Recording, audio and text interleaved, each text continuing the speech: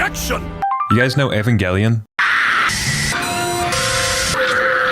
That one. This show is created when those guys got shit-faced drunk.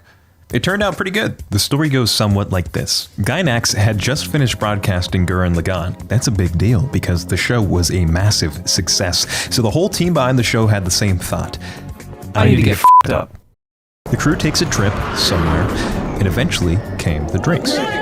Now I'm sure the usual stuff was going on, conversations like, I love you, bro. No, bro, Sama. I love you. No, I love you, bro. I love you, my nigga.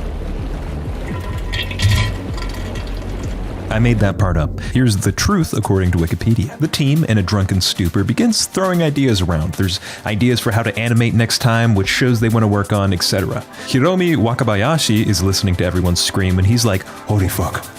I've been waiting for this. He suggests a show inspired by American adult animation, stuff like South Park or Drawn Together. He'd call it Panty and Stocking with Garterbelt. It would push boundaries, be offensive, and not be put into a box.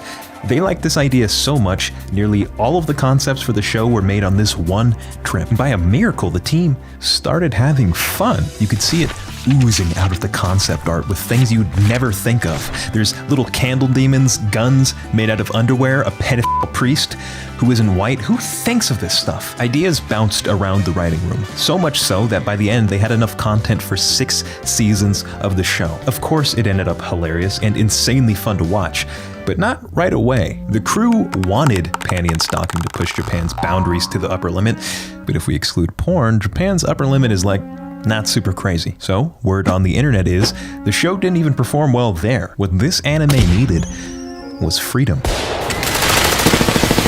In America, our adult cartoons touch all sorts of degeneracy. If you've ever watched Super Jail, you have no doubt wondered how the fuck it's on cable. So Funimation purchases the rights to Panty and Stocking and starts working on a dub. This would end up being the greatest thing that could have happened to the show. They tell Jamie March, the writer, director, and voice actress of the show, to America the shit out of it. Jamie takes it upon herself to push the show as far as she can take it, and by some miracle, yet again, they begin to have fun. Funimation's new dub changed the show. It changed how the characters acted, the jokes, entire conversations, and it became something completely unique.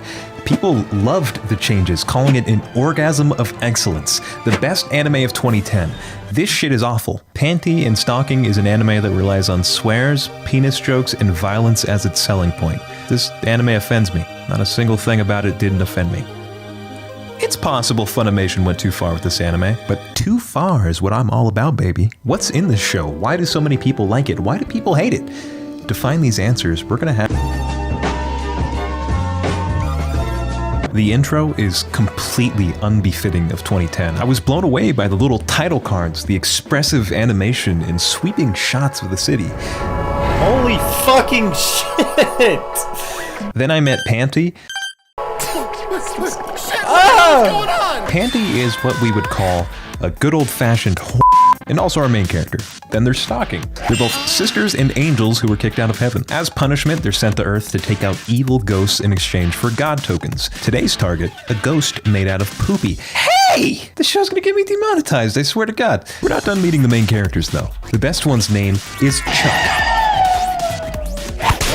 They fucking killed Chuck. And finally, Garterbelt. Garterbelt is a special case, as he's a black guy voice acted by a white guy who's also Vegeta, who's written by a Japanese guy.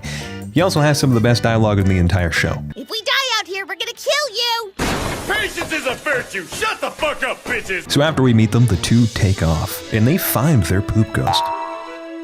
Wait, he's merely a handsome plumber. You're a hot piece of ass. Do not do it. La la la la la la la la, you can't hear this, you can't hear this. After that, the two go back home because they didn't do anything they were supposed to do. This is where you start realizing how the show's gonna play out. Panty and Stocking are much more like you and I than they initially seem. They care a lot about the same things we do.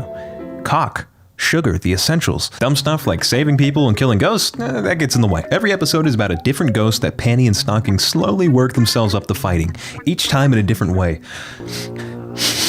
What happened to the ghost we were supposed to worry about? Oh, it's... It's Evangelion.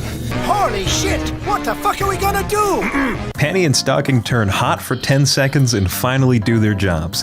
This is one half of episode 1. Remember, they take inspiration from cartoons, so every episode is split into 2 11-minute halves, just like the shows you used to eat cereal to. This appreciation for American culture is the heart of what makes Panty and Stocking so unique. There's references to Ren and Stimpy, Courage the Cowardly Dog, Transformers, the Michael Bay version, the Powerpuff Girls, High School Musical, Fight Club, Beverly Hills Cop, Pulp Fiction, South Park. Some scenes look straight out of Foster's Home, and Chuck is a reference to Invader Zim. Every episode has some reference around the corner. They're super fun to find. It's awesome as that is, the way this impacts the format is more important. Let's say I want to build a powerful narrative in a story that takes itself a bit more seriously.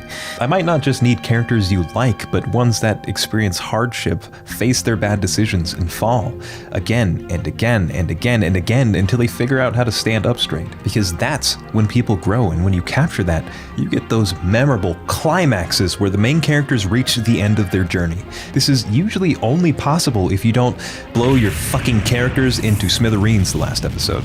Panty and Stocking sacrifices the ability to create tension in exchange for speccing all the way into entertainment. It sucks if you want a meaningful story, but when you want to eat cereal and scratch your nuts, this sort of thing is perfect. It allows the creators to be free. When each episode has practically fuck all to do with the last, there are no wrong answers. Hey, you want a Transformers parody where the main robot is named Coctimus Prime? Go ahead, make Tom Cruise the game show host where a lawyer monkey decides the fate of the main characters. Who gives a dang? There's this episode that confused the shit out of me at first. Episode 3 starts off in a desaturated, super serious warboat. Everyone's scared. That's a weird explosion. Everyone's scared. Is his handwriting Heads up! Spermies? Everyone's pound, Some huh? of you guys, but you came through. You came quick, hard. If you haven't noticed it yet, let past me explain it to you. It's time, seamen. Get Wait. off! These are sperm soldiers. Ew! Ew! Ew! Can I talk to the orchestra for a second? Huh? What did you just say? This episode starts off in the perspective of fucking sperm soldiers. It's a ball, never knowing what's going to happen next, especially when the cast is trying to push every boundary they can. Your expectations constantly fall short of what's actually going to happen next. But if it's unfunny, yuck! Carlton. You called, sir? Fetch me the gringos. Right away, sir. Yes, these people. The character designs are so eye-catching, constant references, and the concepts for these episodes are super unique.